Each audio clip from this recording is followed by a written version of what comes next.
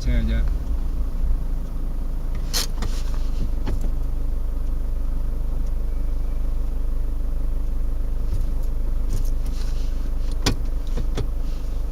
人跑吊起佢㗎，吊起佢先唔衝啊！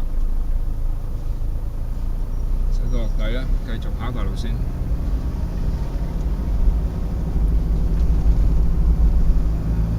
2波啦，快啲啦！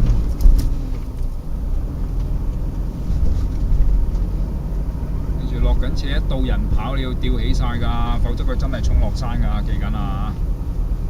掉完頭嗰下，轉左而家第一條線，撳住啲迫力先啦。簡化嘅情況，你自己停車啫，彎彎地駛埋去停。我哋轉左啊，請留意啊，我哋唔係轉右啊。轉左你應該跟翻石磅呢個拋物線埋去停車㗎，明唔明我意思啊？你明唔明㗎？明。點解要彎㗎？唔係咁㗎嚇，否則你誤導咗後邊車，同埋你要飛咗過對面㗎。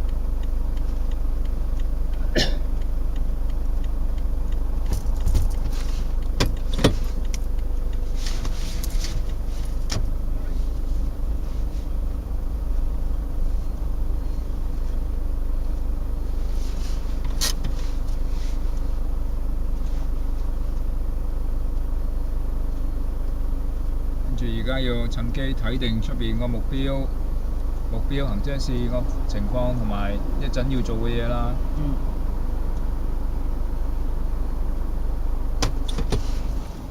呢個唔去得㗎。啲的士你千祈唔好制啊，死人㗎會！你未轉完嘅話，人哋已經衝埋嚟撞你車尾㗎啦。唔係淨係睇佢遠近㗎。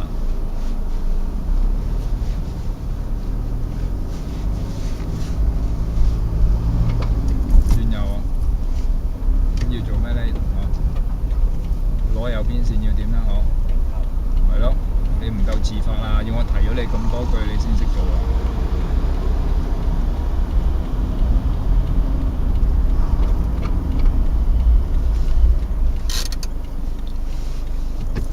過條線你對個綠燈亦都要有危機感。綠燈唔會 set 咗一定等你過埋㗎嘛。人哋 set 咗8秒鐘就8秒鐘㗎啦。凡出埋個綠燈，你要有危機感，佢幾時轉，要兩隻腳準備定，知唔知道？你特別係衝行咗，你個迫力要踩硬啲先得㗎。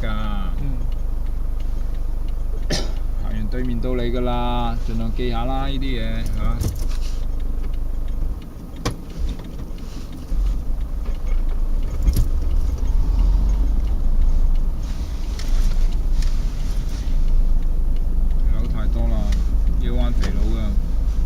你都唔係入左邊線嘅，你去咗條路嘅中間，跟住先翻左邊嘅。呢個彎係肥佬㗎。即係要再行前啲先至。唔係，你扭太多啊。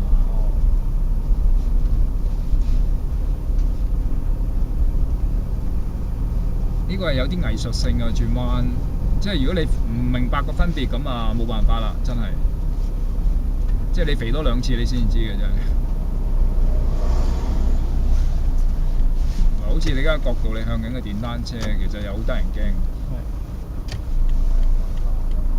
即係冇辦法，呢方面你真係冇乜，即係冇呢方面觸覺啊！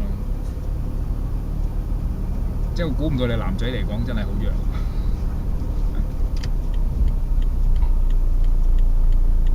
好啦，第一條線㗎，而家係轉左再轉左啦嚇。